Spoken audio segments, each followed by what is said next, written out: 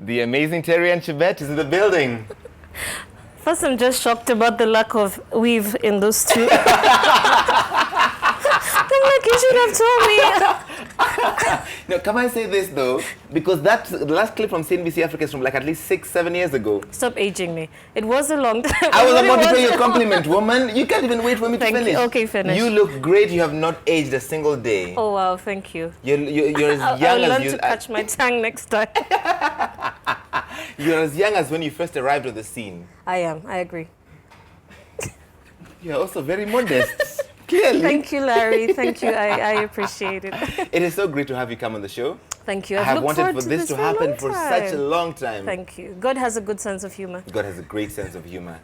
So we have competed. We used to be competitors. Yes. We've traveled together, and then now you're on my show. So this is really full circle. This is full circle. What are you up to these days? Let's start from. Well, I'm running 2 businesses. I've got digital agency, social media marketing, PR, advertising. Let's say it's a communication agency called Kitale Digital, which I started about 4 years ago. My partner has been running it for the whole time. So when whatever happened, I called her and she said, you have an office. So I've been sitting there since. And you've been redesigning the office as we've seen. We followed it on Instagram. I have, but I've got mind block, so it's still grey. It's and been a couple decorated. of flowers here and there.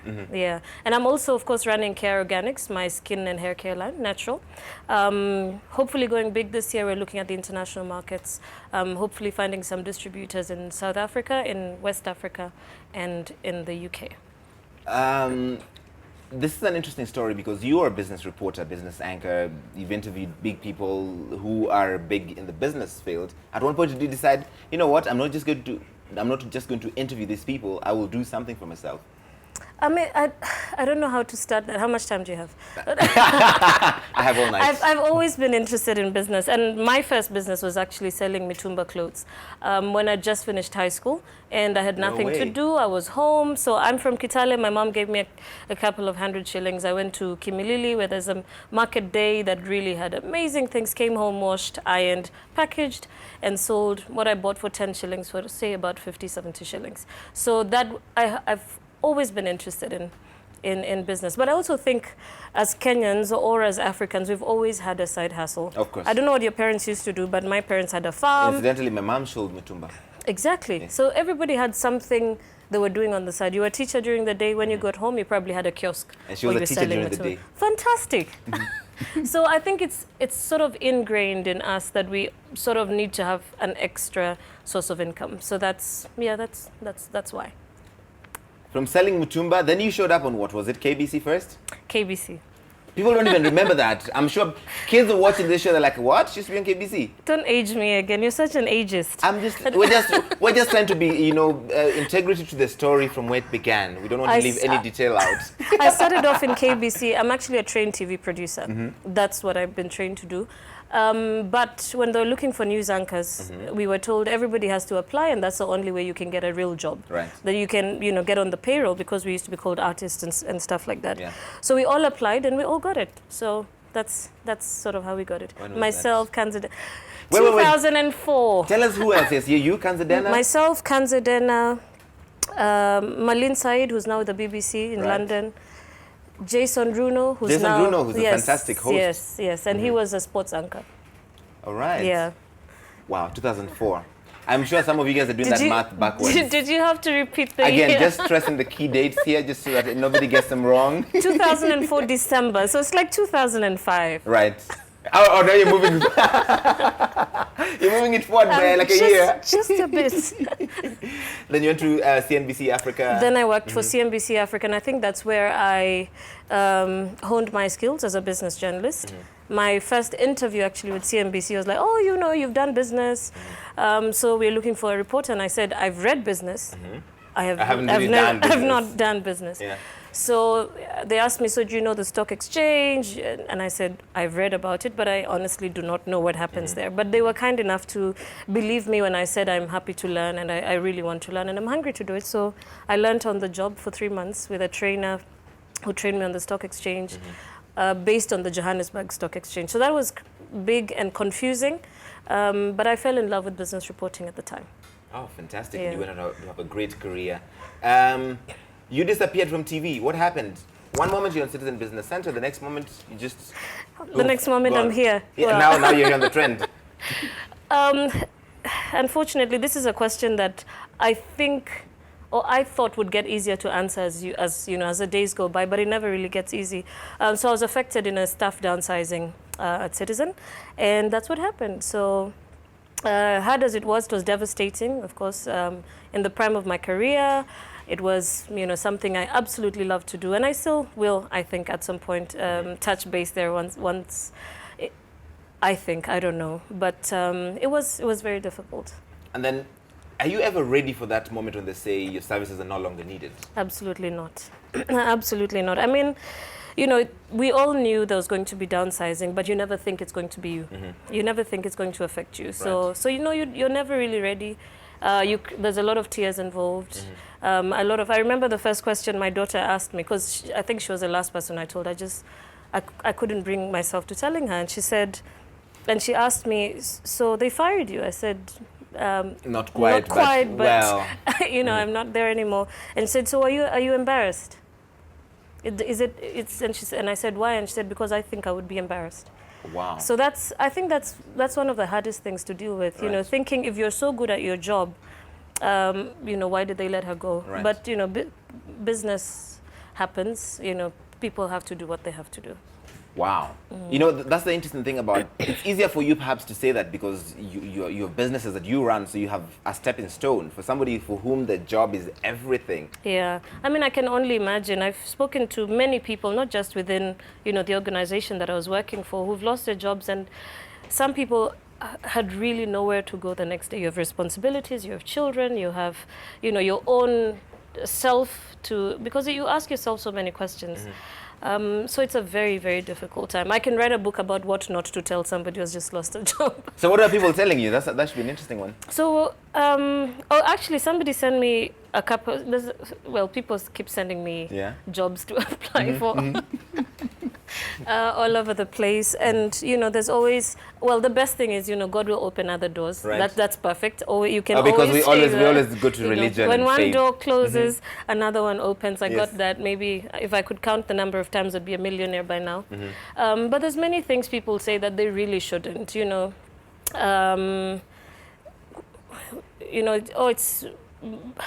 I don't know where to start, but it's so many things that people say that you shouldn't really tell somebody who has just lost a job. And don't just send applications left, right, and center for everything. So here's the thing, including a forestry officer. Oh really?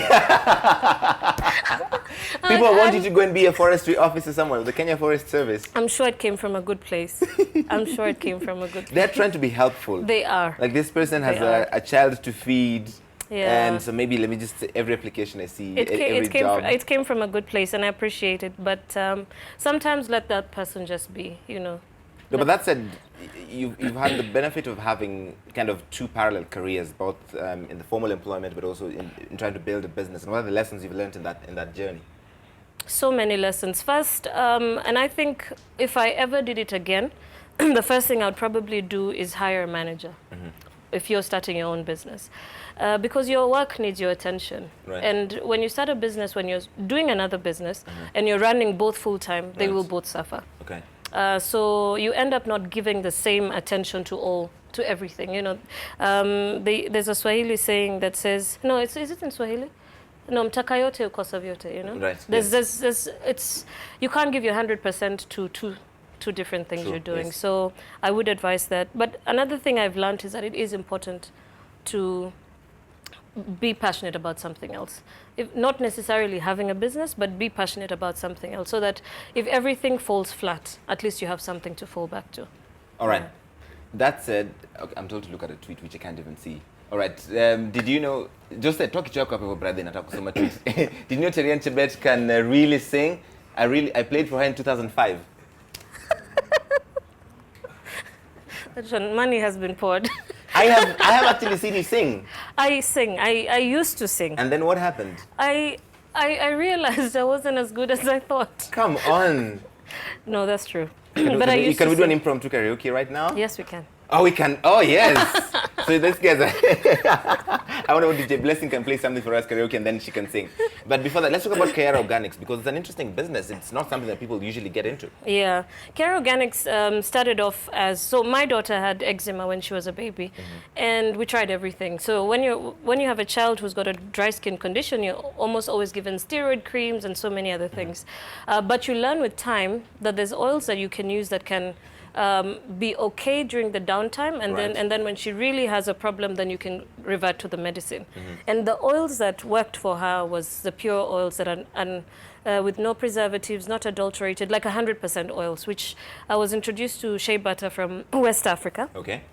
But I just couldn't get a steady supply, you know. So we'd look for stewardesses and anybody who's coming through, who's going to Ghana or West Africa, and you ask them to bring you some stuff. And eventually I started thinking, why not start something where, you know, if I go to a shelf, I will constantly find product there. And then, you know, I stumbled upon so many other oils. Marula oil, which is like premium in the beauty industry now across the world, which is here in Kenya. Argan oil from Egypt, from Casablanca. Coconut oil from here. You really did look around. Cocoa butter from West Africa. So we've got a range of 10 different products now, and we've just launched a men's shower gel. Oh, really? Yes. Oh, men need a shower gel. Men need to shower. Let's start. No. Good point. And when they shower, they don't just need soap. They need shower gel as well. It works. Okay. Yeah. Oh, so that's... Look at these people all laughing at me over here. You guys are total idiots. Okay, so men's shower gel and Kayara Organic. So apart from this men's shower gel, what else? What are the products there? So we've got pure shea butter. We've got shea and mango butter. So mango butter is also quite big, but mango butter is only found in India. So we import our mango butter from India. Wow. We've got marula oil, which I just mentioned. We get it from here. If we run out, because the supply is not always constant, we get it from South Africa or Namibia. We've got coconut oil, of course, from Kenya, which is the best oil, one of the best oils ever, because you can use it for cooking or for applying on your skin. And a number of other products that are made using the same thing, so body butters and hair oils. Okay. Tell me this, though. There's a certain reputation that media girls have, that every girl who's made it in media got their way there because they slept with somebody, usually a boss. Yeah. Did you always encounter that? No, I mean, I've heard it, and you know, the story is there and has been there. But it's not just media girls. It's almost every girl that makes it is always sort of attributed to a sponsor or, you know, a man who she had to sleep with. But I don't think the career, especially ours, is like that. I mean, yes, there may be issues here and there, but personally, I've never had to. I've not experienced it. Is it a double standard, though? Because men who succeed are not accused of having done the same. Yet they would be the same people who are doing the do. The people the same people who are doing the do. Exactly. Before you go, let's look at some of the comments on the Twitters right now. Kristen Mema is looking through all of that. Kristen, what are they saying? Yes, I've got comments, questions. Kenfrey Mutua says, ask Terryanne whether she's a real Kale. Na nimengoja accent yake tokeze even once. Hadi nimezeeka. Umeosha accent, hata accent haionekani. Ay. Okay, I went to a good school. Oh, the School of Washing Accents Academy. Accent iko na tint. Your accent, your tint yote imetoka. Do you even speak Kale though? Of course I speak Kale. Chamge? Missing? Oh, that's easy though. Yamune. Sijui. You say Chamge. Oh, respond to that person in Kale. What do they ask? If you're real Kale, because... Yes, abakalenjin gi gurenan chebe. Tabatugen. Ah, I think I understood that. All right, Kristen, what is it out there? All right, Frederick Umandi saying, tell Terryanne we miss her so much, but she's taught me how to be strong despite the challenges. Oh, that's very nice. Yes, Saddam Chebet saying, Chebet is already an inspiration, woman power. Fantastic. Indeed. Wamala Junior saying, Terryanne never grows old. Since class 3, now I'm done with campus. She's still fine. This is no. This is true though. Like I said at the beginning, you don't look a day past 18. Well, yeah, there's makeup involved, and then somebody told me you're going on the trend. Please make sure you don't look your age. So I could not possibly embarrass them. What is the secret to staying so young? I eat healthy. I try to live happy. Simple things in life. All right, simple things in life. You all heard her. Christine? Yeah, it's actually good she's answered that because the next one from Hampson was, Terryanne, you look so young. What actually keeps you like that? See? But yeah, I am young. What is this? Oh, they're saying you look young as if you're not young. What is this obsession with? I am young. Yes. I am young. You are very young. I am. So, if you insist. All right, the last one, yes. Her accent. Has Terryanne lived in the US? Her accent is really amazing. I really like her reporting. Kuosha accent. Yeah. Kuosha accent ni muhimu. No. You don't have to answer. It's okay. I've born and bred in Kibomet village in Trans Nzoia district. Went to school in Kitale, both primary school and high school, and came to college in Nairobi. Mamingala. Mamingala. Thank you. How do you say thank you in Kale? Gongoi, Missy. Gongoi, Chebet? Gongoi? You don't have to adulterate my name in the process. If you want to say it properly, say Chebet. Pati? Chebet. Chebet. Chebet. Chebet. Not She. Chebet. Chebet. Well done. Thank you so much for coming on the show. Thank you for having me. It's been an absolute pleasure. Thank you. Follow her on the gram and the Twitters and everything. Buy her things. Care Organics. Don't not buy her things. Buy her products. Buy her products.